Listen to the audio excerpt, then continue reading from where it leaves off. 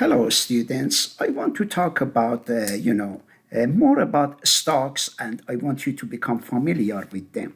One of the very interesting stocks is a company, related to a company called Palantir Technologies. And as you see, the value of its share, one share of this company is $84. And today it went up by $3, which means in the morning it was $81. And now it is 84. And if you look at this chart, it was 81 here, came up and up and up, and now it is right here. One important thing about this company is that this company, I think today after 4 o'clock, around 4:30, is gonna to say if they made money or not. If the news is good, when they report for their financial, statements, how much money they made, and related to October, November, and December of last year. And another thing I want you to look at to learn about these things means it has been a good day for this stock. When it comes to around 4:30, when they announce if the news is good, it's going to go away. It might go up, it might go down. And from now until 4 o'clock, do you see here is written 4 p.m. here? That is when the stock market closes at Eastern Standard Time. Now this chart might go up, down, or a lot of things might happen from now until 4 o'clock. Then at 4:30, we will see what's going on. Here it is written 5D, means in the past 5 days, what has happened to this stock. In the past 5 days, if you look at here, most likely this has been January 26th, the price of a stock was $73. Do you see? And which was a good thing. If you come here and you see here, it has had a big jump on it in today because that 3% suddenly jumped here. Therefore, if you bought these stocks around 5 days ago, you gave only $73. Now it is $84. That means your stocks have gone up by almost 13% in matter of only 5 days. That is significant. That doesn't mean you have to go and buy this stock right away and say, oh, it is a good one. Let's see what happened in the last 1 month. Do you see last 1 month means in December 31 to January 31? It was 75 in December, it went up to 79, and it dropped down to 64. From 64 to 84, that is almost 40%. It went up from 64 to 84. It is almost, 40%. Let's see what happened to this stock in the past 6 months. It has been one of the best stocks in the stock market because look at that. About 6 months ago, it was only $26, and now it has gone all the way to $84. That means if you had put $26,000, you had bought the stocks of this company 6 months ago, now your $26,000 would have been $4,000. This has been one of the best stocks of the stock market in the past several months. Let's not forget, it's not always like this. You buy stocks and they might drop. Let's see here, Y2D means year to date. Year to date means we know that the year started 1 month ago. This year to date should be in 1 month. These two are supposed to be the same because 1 month in the past 1 month, which is like this, is the same as year to date. Look at that. Do you see they are the same? And then let's see what happened in 1 year. Look at that. 1 year ago, this stock was even $16. Means that in January 31 of 2004, if you had put $16,000, you had bought the stocks of this company, by now you would have had $83,000. One reason this company is very successful is because the stocks have gone up. There are different reasons. One of them is it is AI related. And look at this number. 421% it went on it. Think about it, if you had put your money in the bank, you would have got only 4%, for example. But here, the people who know, who were smart, who bought this stock, by now, their money in 1 year, 400. That means they quadrupled their money. That means they bought that the stocks for $16, and every $16, $67 went through it on top of it. 5 years. Look at in the past 5 years what happened. Something very interesting. In 2023, it was only $6. Whoa, boy! If you had put $6, that means if you put $6,000 in 2023, your money now would have been $84,000. Do you see that? At some point, it was little up. I can tell you, it was on 2021, January 29, where that was when Corona hit. It was $23 when Corona hit, first time in March of 2021. And you see there, this chart, how it goes up. And this is the maximum. Maximum when I see it was at 2020. Maybe that's when it went as IPO. Yesterday I talked about IPO. And then I come here and show you some other numbers that you see. Here open. When this morning they opened the stock market, the value of the stock was $81. Guess what? It went up all the way to $85. And guess at some point, it dropped to its lowest point, which is $80. It went down to 80. It went up to 84. And at the moment, as you see, it is 83.98. It's moving up and down. Market cap. Cap means capitalization.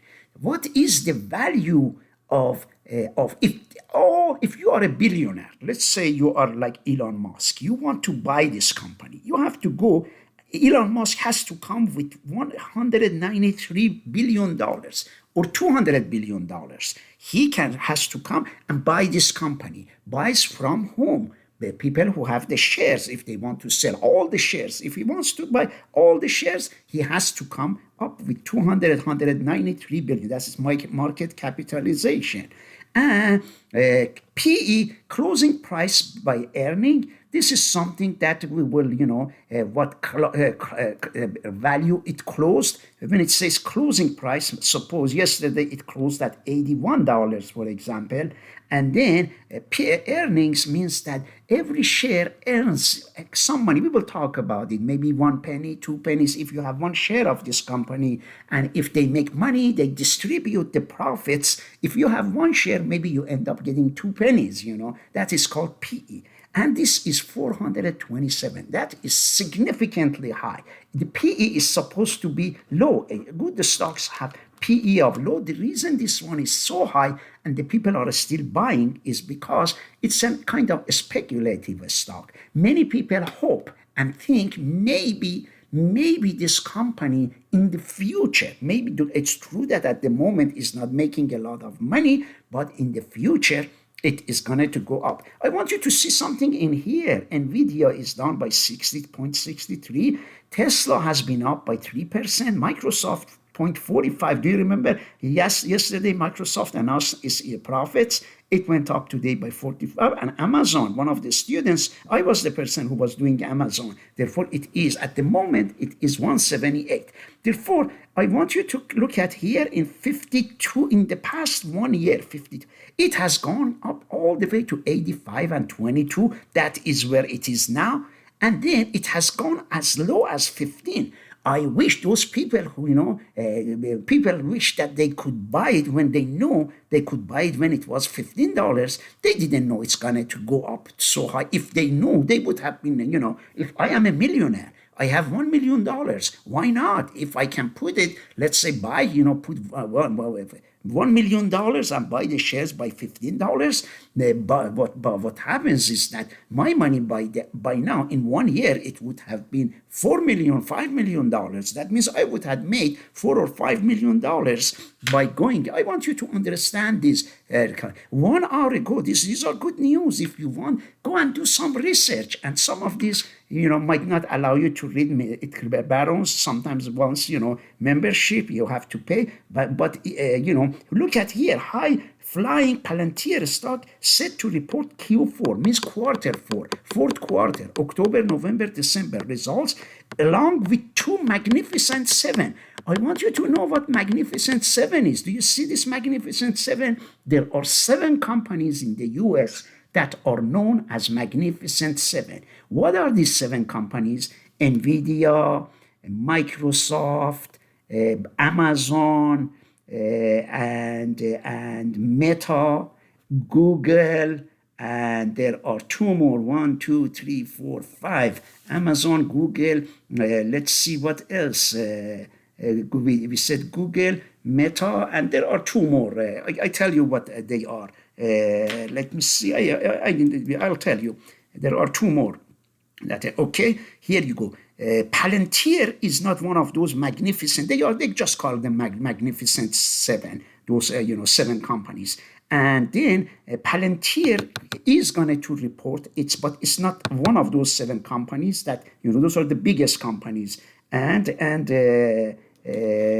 let's see, Microsoft, Apple is another one I forgot. And there is one more company that, that makes the Magnificent Seven companies, they say. Now, if anyone, I am not going to give any bonus point, Charles was, off yesterday. I got the chance to go there.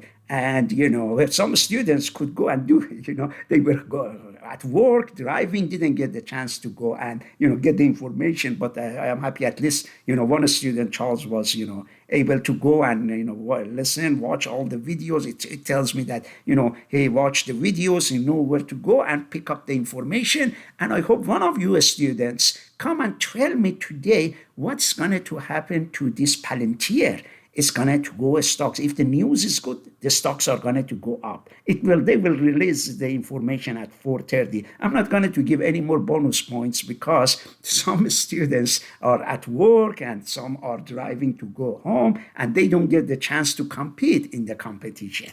Therefore, that is now, let's look at the PowerPoints about, chapter 4. Some of these. Let's distinguish between organized exchanges. We will tell what exchanges is. When we say exchanges, think about it as auction house, where the people sell the stocks and buy stocks.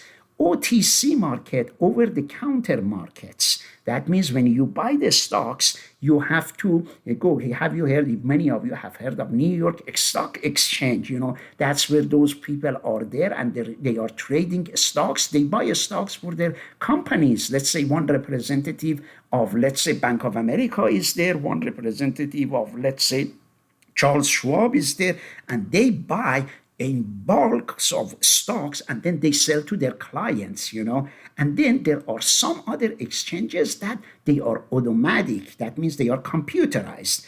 And therefore, there are brokers that they can buy stocks and they sell the stocks.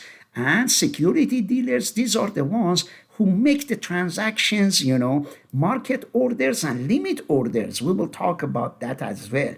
And trace of mechanics of stock purchase and calculate how you make money and how much your stocks went up and down. We already talked about some of it.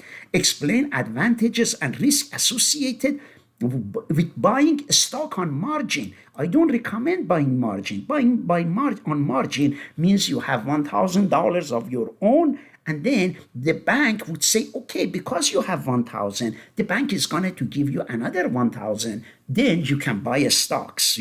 That means your money, you have twice as much you need. But of course, that's a risky strategy. We will talk about it. Then we come here is that contrast long and short positions in stocks. We will tell you what long is, what short is. When you buy stocks, you are hoping that your stocks go up. For example, you buy one share of Amazon, it is 200. Your hope is that it goes up, becomes 250. The more it goes, the happier you are.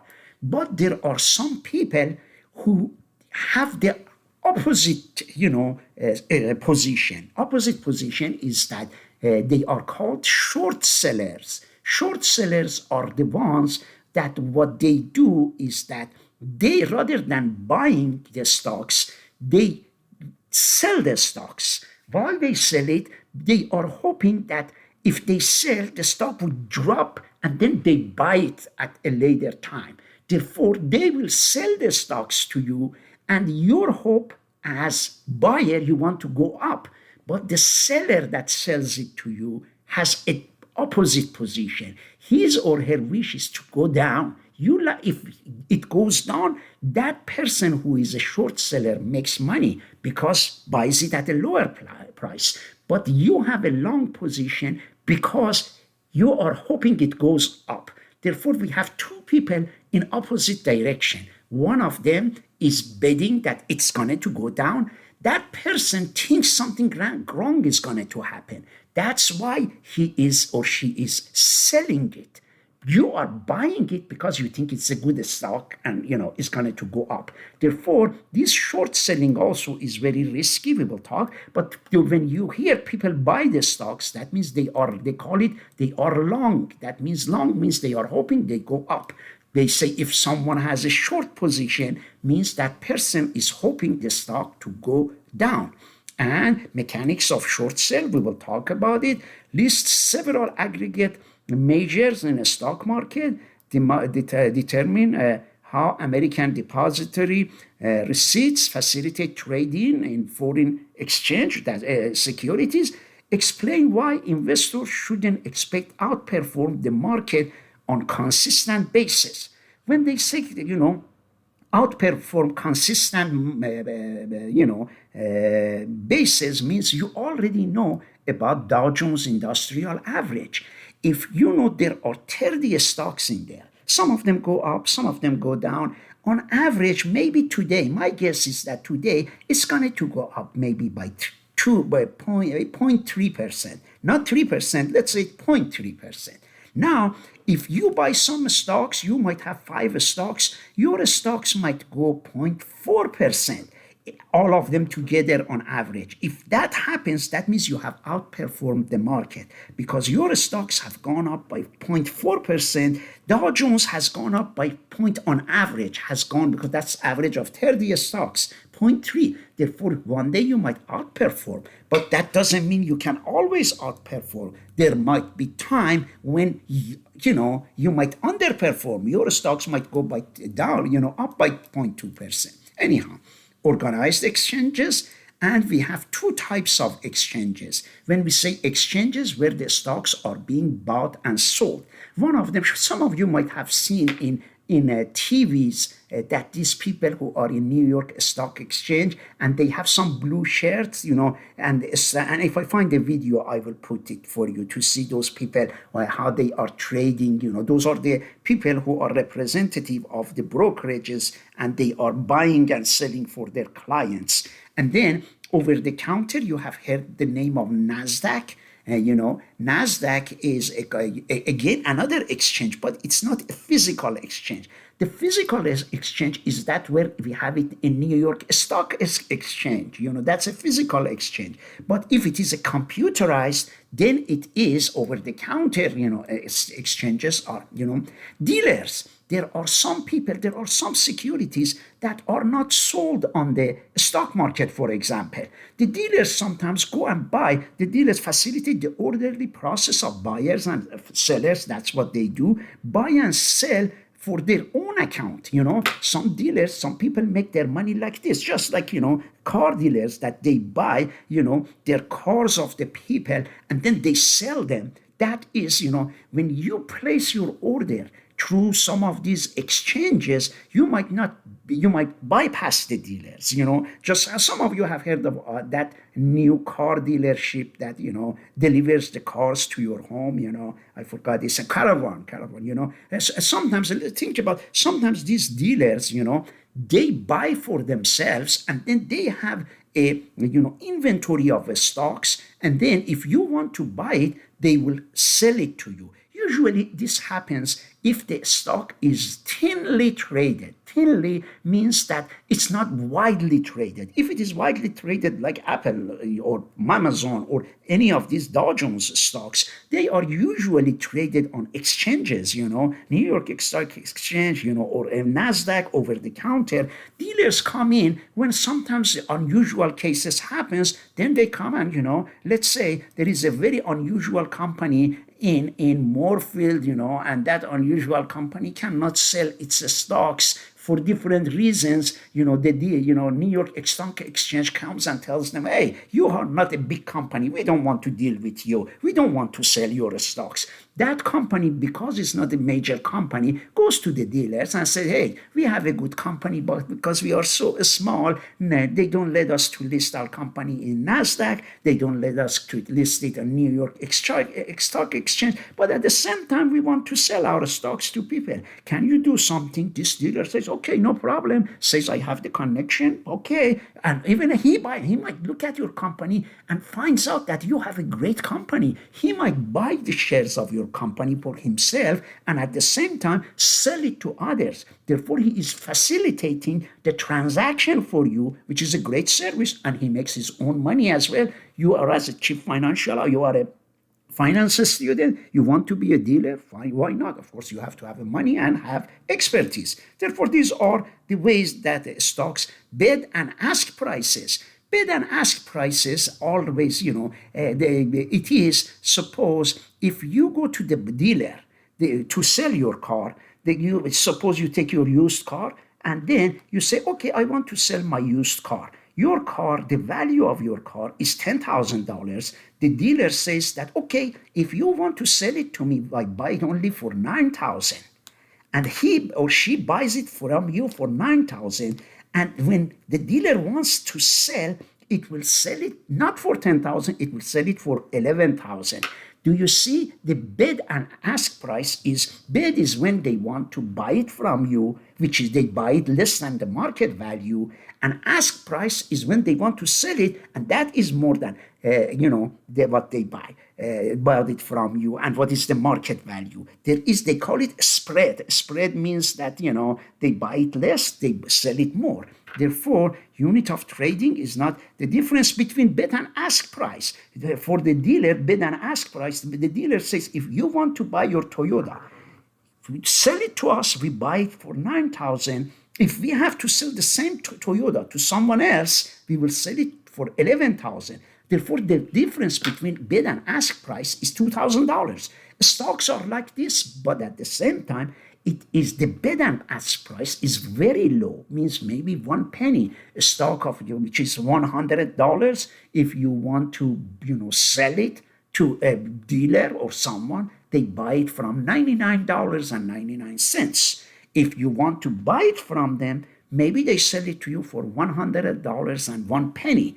Why this bid and ask price, they are so close, different than dealership of the car dealers, is because of market efficiency. Because if that dealer tries to put a lot of big spread in there, you will go and buy it from somewhere else. That spread sometimes even doesn't exist, because they call it the market is very liquid. When I say it is liquid and they say there are too many buyers and sellers, when there are too many buyers and sellers, the prices are reflected exactly what they are supposed to be, because too many people are selling, too many people are buying. Therefore, when a stock is $100, that spread is going to be nothing, But if there are not too many buyers and too many sellers, then that spread is going to be, huge. And that is a part of market inefficiency when the spread is high, particularly on the stocks that are not traded in large volume.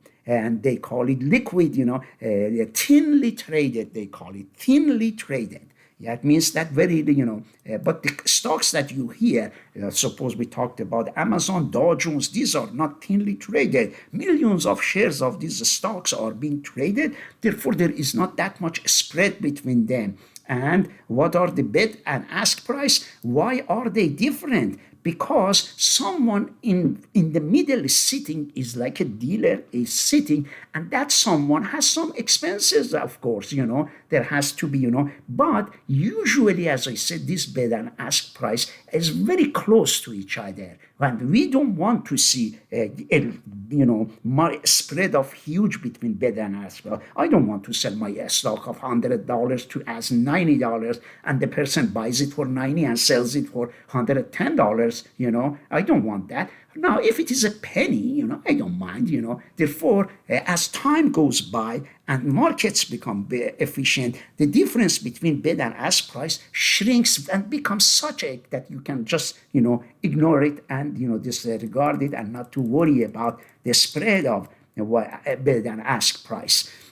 Bid and ask prices are quoted by markets which are willing to buy and selling the securities. The difference, is dealers' markup. We told you in the case of the car dealer, the markup dealer for the dealer was that they bought your car for $9,000, and now they buy your car that was $10,000. They bought it from you, for $9,000, and they are selling it for $11,000. Therefore, the markup here is $2,000. But that's the car dealers, As I said, in stocks, you don't see that huge, gap between bid and ask price. It's very, you can just disregard that. And market order and limit order. I will tell you what they are. Let me bring that. Let me see if I can bring the stocks of Palantir. And here we go. I click here. If you want to see how I find about the company's stocks, Palantir. Okay.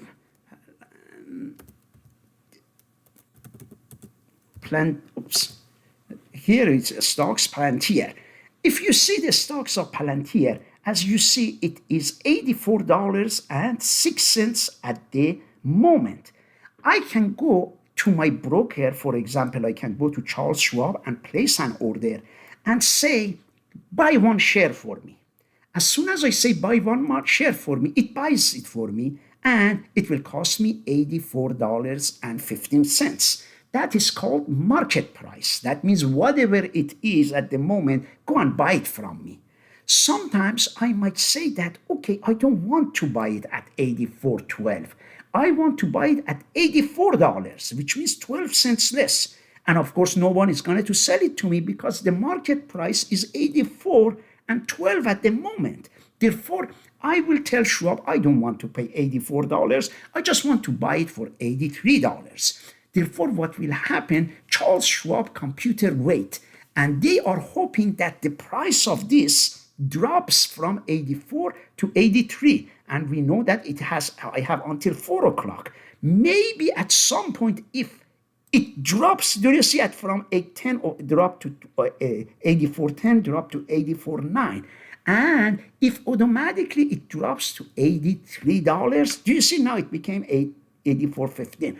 If it drops to $83, that is when automatically those stocks, that stock will be purchased for me. That is called, limit. That means I have put a limit telling them that buy it from me for less than what it is. But the problem of limit is that if this stock doesn't come down and to become $83, I am going to miss the boat. If it keeps going up and up and up, maybe I come and say, oh, why didn't I buy it? I wish I had bought it at 84. Why did I put a place or order and said buy it for me for 83? Therefore, that is called the concept of putting limit in buying stocks.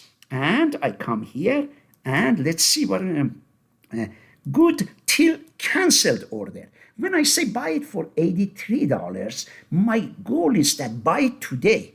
How about tomorrow? Can I place my order only to be good for one day? Yeah, I can say that. I can tell Schwab that if it drops today to 83, buy it from me. But at the end of the day, I want you to cancel. I don't want you to continue this practice of waiting. Don't extend it to tomorrow. But if I tell Schwab that good until canceled order means that I want to buy it today or even tomorrow if it drops to 83, that means continue my contract for the next maybe 1 month, 2 months, whatever. As long as it has, keep this contract in your hand until it drops to 83. Therefore, Schwab waits, more than 1 day because I have instructed and said good till canceled because the first case was day order. That means the first day I said that just until 4 o'clock. If you couldn't buy it by $83, just, cancel this contract. You don't need to extend it to tomorrow. But this one, Yes, extends it to tomorrow and after until it drops to 83. It doesn't, if it doesn't drop to 83, that's the money that I want to buy, then, I won't own the stock. I won't be able to buy it. It doesn't buy it for me. Confirmation of transaction. If Schwab buys the stocks of Palantir for me, it sends me an email and says, yeah, we bought these stocks, the stocks of Palantir for you for $83. And although you don't have money in your account, but please, deposit $84 into, our account, because we have purchased, and securities are held, registered with brokerage firm, street name, and there are brokerage firms like, Vanguard, like Schwab, like, Fidelity, and, there are other, financial organizations, and confirmation of a statement. Usually they don't send this confirmation. This is a paper version of it. Many years ago, maybe it was like this. You don't get this, confirmation that you bought. You get an email. And margin account. This is something I talk at a later time. I don't want to talk. This is the purpose of it, is you have to borrow money. You will borrowing money. That way you double your power of buying, And this is a risky investment. I won't recommend that you open a margin account. You don't need to borrow to buy stocks. You want to make sure you use your own money. You don't need the money of the bank. And then we come here, competitions in the stock market, market efficiency hypothesis, EMH. The meaning of it, you all saw that the stocks of Palantir was $84. Do you all think that it is a good price for the stock, a bad price? Is it undervalued, overvalued? You all know about houses. Some houses might be on the, priced very well, but under the market. Some might be priced over the market. Sometimes the brokers can tell you, suppose, if the seller is selling it. But the market efficiency hypothesis, efficient market hypothesis tells you that if you see the stocks of Palantir as $84, that's neither overpriced nor underpriced. That is what it is. Why do they say that? They say because this Palantir, everybody wants to be a millionaire. We have thousands of people who are experts, who are financial managers, business finance, they have studied business finance, and they are looking at this stock. And if this stock was undervalued, they would have bought it by now, and they would have jacked up the price. If it was overvalued, by now they would have sold it. Therefore, because it is $84, maybe this $84 is a real reflective of the price of the stocks. Therefore, it's not like a house that is valued, or their real estate agent has put it under the under value of the anyhow. I hope you understood what I meant. When stock is at $84, that's the real price of the stocks, because too many experts are watching it. If it was cheap, they would have bought it by now and it would have gone up. If it was expensive, they would have sold it by now. It would have dropped down. Therefore, $84, it's an efficient way of looking how much the value of the stocks are. Theory of securities correctly measure value of the firm's, earning, and that says that if the stocks of Palantir is $84, that measures, that. Do you remember I said that the assumption is that this company is going to make a lot of money in the future. Therefore, that's how it is valued. If the people think that Palantir is going to get a very important contract from the federal government that is valued as $1 trillion, the value of stocks, of course, will go up. Therefore, anytime there is a value of a stock, that stock value of a stock has taken all the market information to itself and has adjusted itself. If it was a bad news, it adjusted itself. If it was a good news, it adjusted itself. Therefore, the price is exactly good reflective of what it's valued. New information disseminated rapidly. Any new information, you remember that when they announce, something new comes, people instantly know about the, the stock, what happened to the stocks of, things. price changes occur quickly. You saw that, how it was going up, the prices of Palantir. Current price properly values a stock. That means that the stocks of Palantir 84 is a real and good measure of how what the stocks are valued. Cannot expect to consistently outperform. We cannot think that Palantir always is going to be the best stocks in the world. Sometimes underperform. Sometimes Amazon might do better. I click here and let's see what it is. Daily closing of and if you see, it has gone up and comes here $45, and something has happened in efficient price adjustment in an efficient market. Therefore, in an efficient market, we said that the markets in the US, stock markets, just like Dow Jones, those are somehow efficient market. But in some companies, some organizations, some third world countries, their markets might not be, efficient. There might be some stocks. In one stock, it is $45. In another place, you go and decide to buy the same stock at least $52. That's not the way the market should work. Fortunately, in the U.S. stock market, you don't have these crazy, differences in stocks and stock valuations.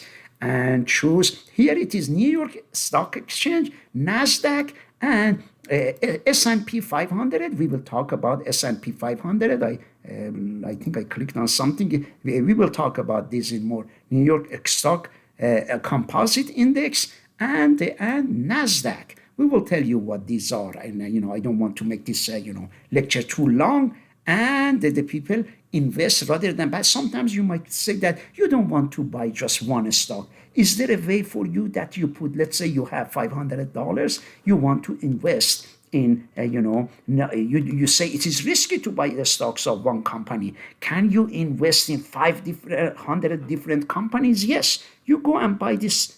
You put your $500 in S&P 500. The way to look at it is that there are 500 companies in S&P. One of them is Amazon. One of them is Netflix. Another one of them is, all those 30 Dow Jones Industrial Average companies are most likely in this, they are in S&P 500. Therefore, and there are as many as 470 more. Therefore, when you go and buy an index, you put for your $500 rather than buying an individual stock, your money is distributed, your $500 between 500 companies, which means you have $1 of it goes to Amazon, $1 goes to Netflix, $1 goes to Walmart, $1 goes to Bank of America. Therefore, your money is distributed and you carry less risk, because if one of those 500 companies go bankrupt, no problem. 499 companies there, are operating. Therefore, your money is safe. That's called diversification. We will talk about that.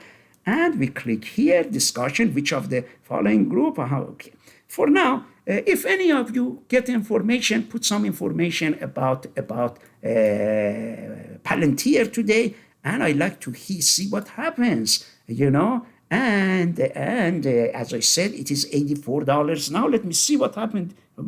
Let's see what happened now for $84.16. Let's see what happens when tonight. Either it will go up, or most likely it will go up, or it will go. Look at that. It dropped to, do you see it dropped to 84, 83, 84? Do you see if someone had put a limit order, his or her hope was to drop to 83. That way he or she could buy it, save some money rather than buying it for $4. Therefore, these are good. We want you to learn about these things, and we will talk more.